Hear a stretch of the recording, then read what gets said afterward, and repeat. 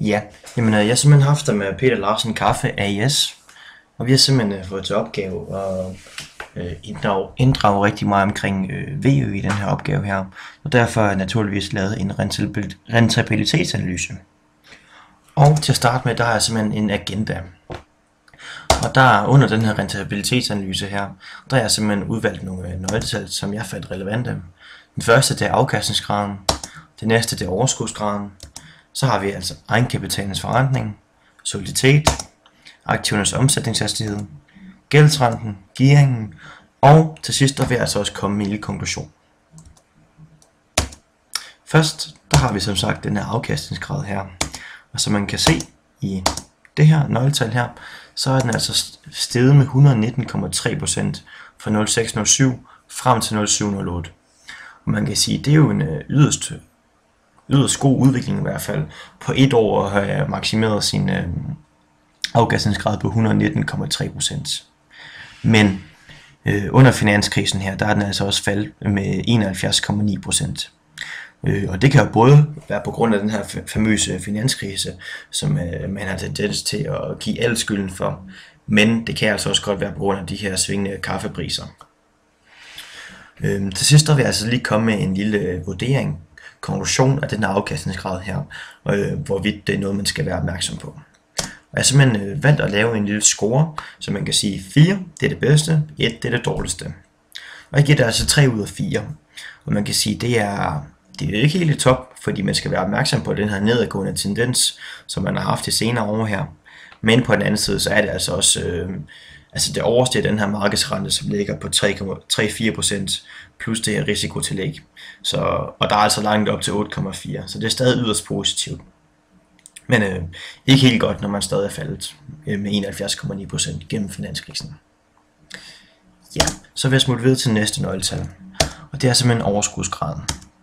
Og der har vi simpelthen ikke valgt, vi har simpelthen ikke kunnet få de her finansielle indtægter med, så de er simpelthen ikke indgået i vores formel for overskudsgraden. Og vi har heller ikke fået opgivet nogen nettoomsætning fra 2007-2008 frem til 2010-2011. Og det er simpelthen fordi virksomheden har valgt ikke at offentliggøre den mere. Men i det udleverede materiale, som vi fik, så nævnte deres økonomidirektør dog deres nettoomsætning fra 2010-2011, så man havde lidt at gå ud fra, så man kunne se deres aktuelle situation. Og man kan se nogle indekstal på det her, og som man kan se, så er den altså faldet med 65% siden 0304 frem til 2010-2011. Og det er altså noget, man skal være meget, meget opmærksom på, fordi det skal man simpelthen være meget opmærksom på, fordi det viser virksomhedens evne til at tjene penge. Og det er jo ikke særlig godt, hvis den falder med 65%. Så det er simpelthen en vurdering, der er simpelthen valgt at give det 1 ud af 4, det vil sige den dårligste score. Og det er simpelthen noget, man skal være meget, meget opmærksom på, netop fordi, at det er altså en meget, meget nedadgående tendens, den har haft. Den næste nøgletal, jeg har udvalgt, det er simpelthen egenkapitalens forrentning. Der, som man kan se, så er det simpelthen faldet med 43,9% fra 2009-10 frem til 2010-11. Det er jo altså noget, man skal være meget opmærksom på, netop fordi det viser, hvor meget. Ja, det er simpelthen noget, man skal være meget opmærksom på, naturligvis, når den falder omkring de her 17% siden 0607. Så det, man kan sige, den havde en god udvikling i 09-10, frem til 09-10, men så oplevede man altså det her fald på et år på 43,9%. Og derfor er det altså noget, man skal være meget opmærksom på. Men på den anden side kan man sige, når den her finanskrise den ligesom har indtruffet, så er det altså heller ikke slemmere at falde med 17%. Men man skal stadig være opmærksom på det. Man kan ikke bare hvile på laurbærrene. Og derfor får den altså også 2 ud af 4. Den næste, jeg har valgt som nøgletal, det er simpelthen soliditet. Og som man kan se, så er den altså steget med 20,5% fra 2010-11 siden 0607. Og det er jo noget, der er yderst positivt i og med, at soliditet det er et nøgletal, der skal maksimeres. Så det er jo, man kan sige, det er en progressiv udvikling man har fået her, og men man så havde nogle fald fra 0,7 frem til 0,9.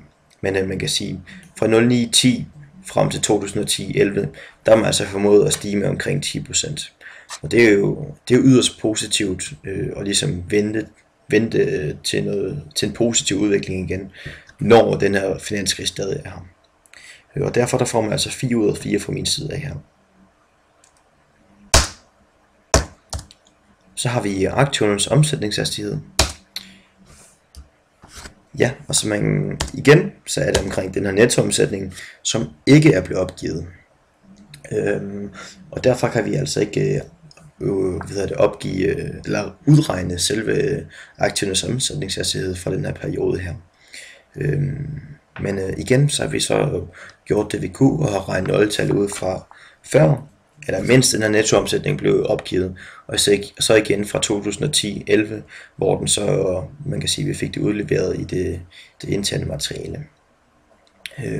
Og som man kan se her, der oplever man altså en progressiv udvikling, i og med at det her nøgletal det bør maksimeres. Man kan sige, det er steget fra 100, 104 og så 106,9. Så det er jo en stille og rolig udvikling, uden der er det store udsving der. Og derfor der får man altså også 3 ud af 4 fra min side her. Netop fordi det ligner ikke noget, der varierer alt for meget. Så det kører egentlig bare som det skal, kan man sige. Og men aldrig skal stille sig tilfreds jo. Det næste nøgletal jeg har, det er gældsrenten. Og den kan man se her, den bør minimeres. Som man kan se, så er gældsrenten altså faldet rimelig drastisk. Fra 0,708 frem til 2010-2011, der er den simpelthen faldet med 97,58%. Og det kan man sige, det er yderst positivt i og med, at det her nøgletal, det bør minimeres. Så det kan man sige, det er en udvikling, man skal holde fast i.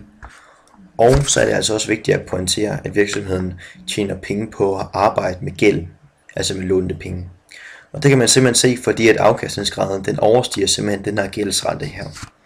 Og når den gør det, så tjener virksomheden simpelthen penge ved at låne penge. Og derfor der får virksomheden simpelthen 4 ud af 4 stjerner herfra. Gearingen, der har vi igen. Altså man kan ikke definitivt sige, om gearingen skal være høj eller lav, for det kommer an på, om den her afkastningsgrad, den overstiger gearingen. Så man kan se, så har gearingen, den har simpelthen oplevet en stigning på 145% fra 0607 frem til 2010-2011. Og det er simpelthen fordi, at virksomheden er ude at låne en masse penge. Og det kan man naturligvis tydeligt se i sådan en gearing her. Så man kan se, så er afkastningsgraden, den ligger omkring de her 8,4%. Og det er jo betydeligt højere end de her 0,93%, som man kan se her i 2010-2011, som det ligger på nu i gearingen. Så det er altså positivt. Men man skal altså også være opmærksom på, at man ikke bare går ud og låner for at låne, kan man sige. Fordi hvis der kommer nogle uforudsete problemer eller udfordringer i fremtiden, som man ikke lige har kalkuleret med, så kan man altså godt stå med en masse lånte penge, som man ikke kan betale tilbage. Og så står man jo ligesom med lorten, kan man sige. Men jeg har simpelthen valgt at give det 4 ud af 4 gearingen her. Og det har jeg simpelthen gjort på baggrund af, at afkastningsgraden den er så betydeligt højere end gearingen. Så det er altså, de betjener rigtig mange penge på at arbejde med gæld.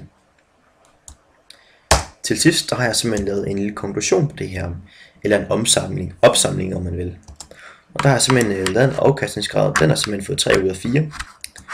Overskudsgraden den fik 1 ud af 4, det vil sige, det er altså noget, man skal være meget opmærksom på, at den falder med de her 65%. Egenkapitalinsforrentning, det er altså også noget, man bør være opmærksom på. Det er ikke helt skidt, men det er godt nok heller ikke helt godt. Soliditet, 4 ud af 4, ingen problemer. Aktivernes omsætningshastighed, 3 ud af 4. Igen, godt, uden at være prængende. 4 ud af 4, ikke noget at klage over. Og så 4 ud af 4. Og det giver altså en samlet score på 21 ud af 28.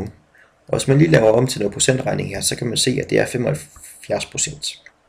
Så man kan sige, at virksomheden den er simpelthen 7 point fra at score topscore i min lille vurdering, jeg har lavet mig her.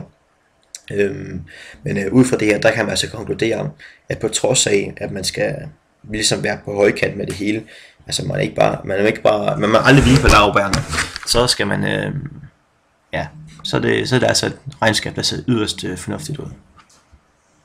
Og så overløber jeg lige de 10 minutter her, men det håber jeg, du overlever.